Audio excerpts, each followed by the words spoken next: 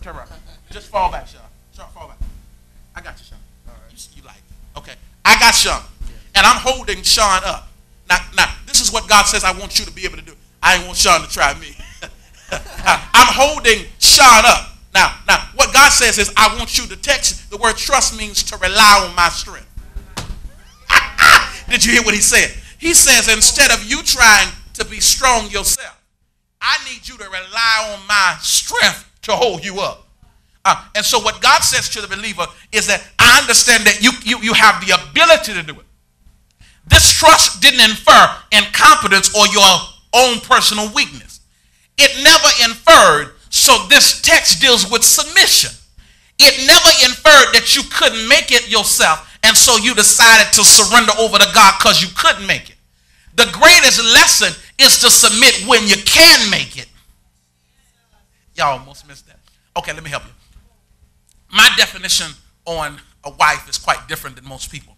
I oftentimes say I don't want a woman that'll do whatever I say. That anything I say is okay, that she doesn't think. And she does what I ask her to do just because she's thoughtless. I want her to have a mind. And she may not want to do it, but she loves me enough to do it. That's two different things than a woman that does everything I ask her to do. The difference is she says, I love you enough to surrender my will over to your will. You almost missed that. So what the text says is, now, it's not that I can't help my own self, but because I can think on my own, I surrender my thoughts or my power and my strength over to someone that is stronger than me. It ain't that I can't maintain myself, but I understand that his ability to maintain me is far better than my ability to maintain myself. And so when he says trust in me, he says, I know you got this, but let it go and let me handle it. I know you got those chickens and you can roost them anytime you want to, but let me handle it. I know you got your house. Now watch this. I keep teaching you all this. When I checked a car out, I was in Las Vegas. I remember Las Vegas, Nevada. I was preaching in Las Vegas. I went and rented me a Jaguar. I remember it was a Jaguar. It was a red Jaguar. I got it and I said, okay, I like this car. That was the best thing they had. I wanted a Mercedes, a 500 Mercedes. They didn't have one at Hertz, but they had a Jaguar. I got in the car and was driving. Do you understand that this Jaguar gave me trouble? It ran hot.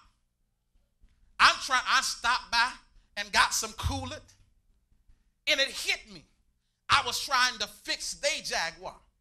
I got in there, and what stopped me is in Nevada, coolant was $16 for coolant in Nevada.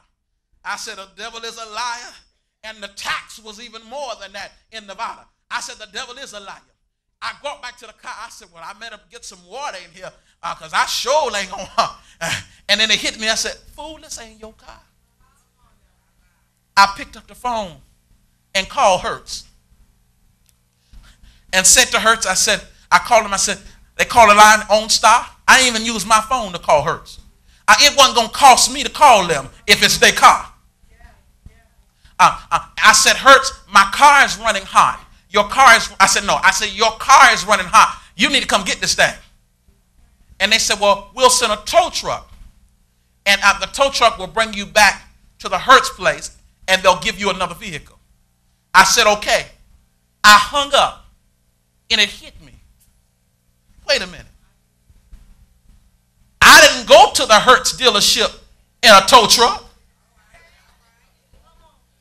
I told the lady, I said, ma'am, I don't mean to sound snooty or bigoted or any of those kinds of things. And I hope I don't come across that. But what y'all going to do is you're going to bring me another Jag to the S&K shop. I'm in the minute market I'm in front of. You're going to bring it to me, and guess what? You can come and get this junk you got. Now, guess what? When I understood first my authority and my rights, I had the right to do it. But secondly, when I had to release the ownership, as long as I thought that that was my car, then I was responsible for it. When that's your husband, you're responsible to keep him from cheating. When it's your job, you're responsible to keep that job. When it's your children, you got to maintain them. But when you release authority over to God and trust, lay back on him and trust in his word, it's God's God's job to maintain that car. It's God's job to maintain that house. You can't foreclose on what belongs to God. You can't snatch what belongs to God. You can't take my house. My happiness is the happinesses of God, so the devil can't have my happiness. My health comes from God. I trust in God, so you can't have my happiness. When the text said trust in God, I rely on somebody that's bigger than me, greater than me. It ain't that I can't handle it, but guess what? I don't want the damage and the trouble, the drama that goes along with maintaining it, so I release it over to God. Slap somebody and say, no more drama this year, no more drama next year. I'm tired of the drama in my life. I'm releasing it over to God. Touch somebody and say, release it, release it, release it, release it. Just release it, release it, release it. Tell God it's yours, God. It's your job, it's your house, it's your family. I'm tired of the stress. I release the authority over to you. I ain't worrying about my family. Let's go close. I'm out of time. I ain't worrying about my job. I ain't worried about this mess anymore. You can have this, God. It's your house. It's your wife. It's your baby daddy. It's your baby mama. It's all of that. It's yours, Lord. Anybody in here can say, I'm yours, Lord. Everything I am and everything I'm not stressing no more in this upcoming year. I'm declaring that this is your choir, your singers, your musicians, your church, your work, your ministry, your business, your job, your house, your car. I release it over to you.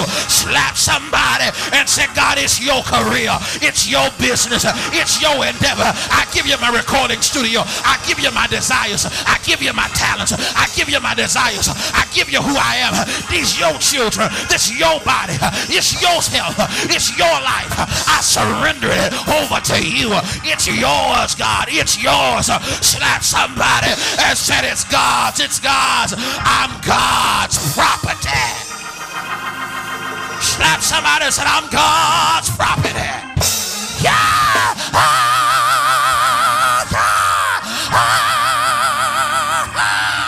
I'm God's property.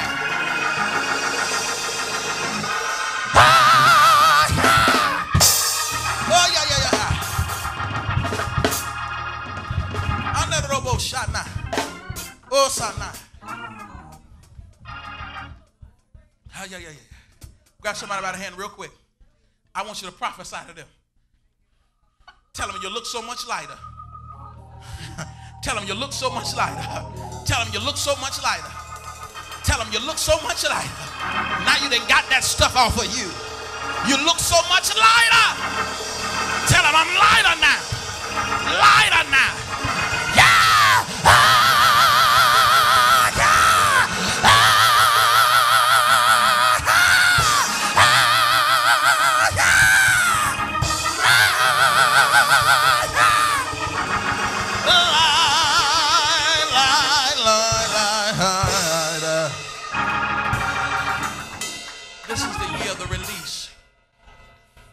This is the year of the release. You're going into a season of release. Let me tell you something. 2009 is a prophetic year. One of the prophets of the church said that it's the year of the judgment of God. Guess what? In a time of judgment, the children had to travel light, because it was in the year of judgment. The prophets were sought after more then than ever before, understanding what God is doing. This is the year you got to move light. A prophet can't have a bunch of baggage on them. You got to release some things to God. There are going to be people trying to figure out what's going on in their life. You can't have a bunch of stuff on your shoulder. You got to travel light. So there are things that you got to release off of you. God said something. He said, son, if you will release it, I can do better with it one day than you could have done for 10 years. Oh, come on. Did you hear what I said? God can do better with it one day than you could have dealt with it